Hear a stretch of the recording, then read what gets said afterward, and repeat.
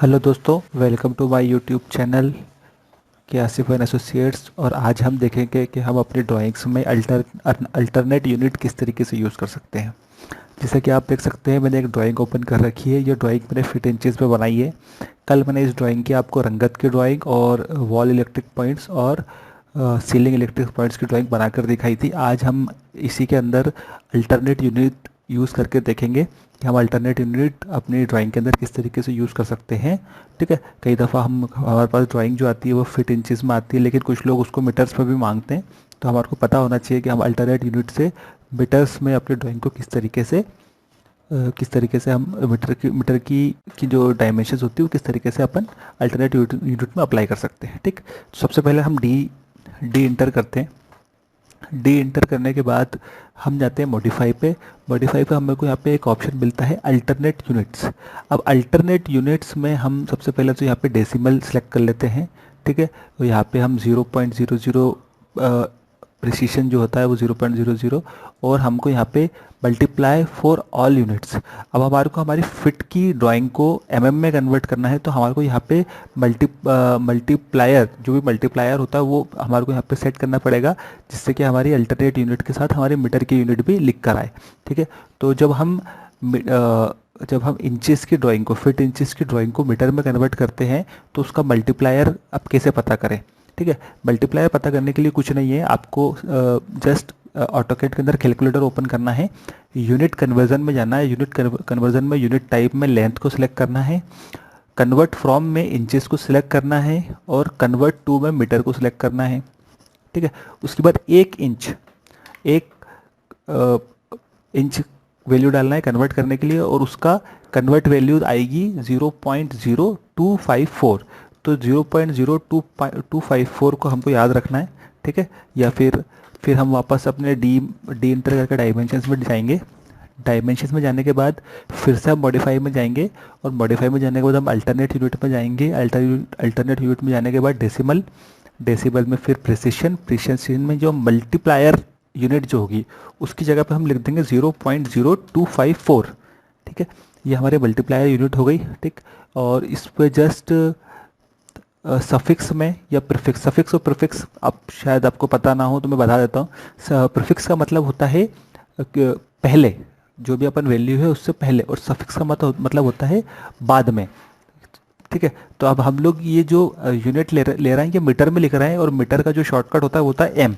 तो हम सफिक्स में एम लिख देंगे। ठीक, और इसको हम यहाँ से कर देते हैं ओके, फिर यहाँ से कर देते हैं इसको सेट करेक्ट, और फिर यहाँ से कर देते हैं इसको क्लोज। ठीक, अब जब हम यहाँ पे जैसे कि हमारे 19 फीट 3 इंच हमारी वैल्यू आ रही है, जब हम अब यहाँ पे जब इसको हम नापती करेंगे या डायमेंशंस डालेंगे, तो हम आप देख सकते हो हमारी फिट की यूनिट के साथ ही मीटर की यूनिट भी लिख कर आ रही है, जो कि है 5.87। अब हमको चेक करना है कि ये हमारी 5.87 सही है या नहीं है। ठीक है, तो 5.87 हमको कहाँ से मिली थी, 19 फीट 3 इंच से हमारे को 5.87 मीटर्स मिला था। तो हम कुछ नहीं करेंगे, फिर से हम यूनिट कन्वर्जन पे जाएंगे कैलकुलेटर के अंदर। वहाँ पे हम इंचेस के अंदर 19 फीट 3 इंच कितने इंच होते हैं, टोटल कितने इंच होते हैं, तो ये होते हैं 231 इंच। ठीक है, 10 फीट मतलब 120 इंच, और 20 फीट मतलब 240 इंच।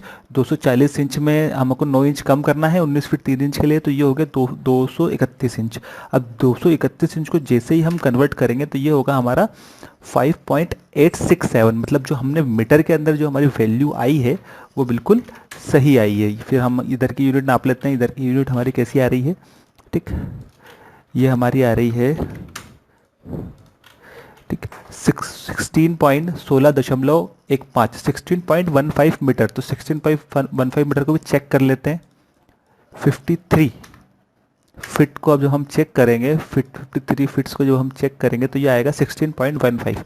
मतलब जो हमने अल्टरनेट यूनिट जो हमने सेट करी है वो हमने ठीक करी है, बिल्कुल सही, बिल्कुल राइट हमने अपनी वैल्यू सेट करी है।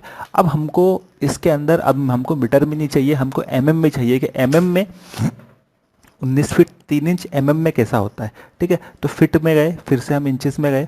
इंचेस में जाने के बाद मीटर के अंदर हमने सेलेक्ट कर लिया मिलीमीटर, और यहाँ पे हम 1 इंच बराबर 25.4 mm होता है, ठीक है, 25.4 mm होता है, लेकिन हम इसको 25 mm मानते हैं। जब हम ड्राइंग बनाते हैं तो जो 0.4 होता है हम उसको निगलेक्ट कर देते हैं और हमको उसको 25 mm मानते हैं, मतलब 1 इंच बराबर 25 mm, ठीक है। तो अब 1 इंच बराबर 25 mm, हम फिर से डी इंटर डायमेंशंस में जाएंगे, डायमेंशन स्टाइल मैनेजर में हम गए, मॉडिफाई में गए, मॉडिफाई में जाके अल्टरनेट यूनिट में जो हमने मल्टीप्लायर डाला था, मल्टीप्लायर यूनिट जो डाली थी वो हम जाएंगे 25.4 नहीं डालेंगे, ठीक है। और सफिक्स के अंदर हम डाल देंगे mm, तो mm हम स्मॉल में डाल देते हैं, ठीक है, mm। Okay, set as current, close.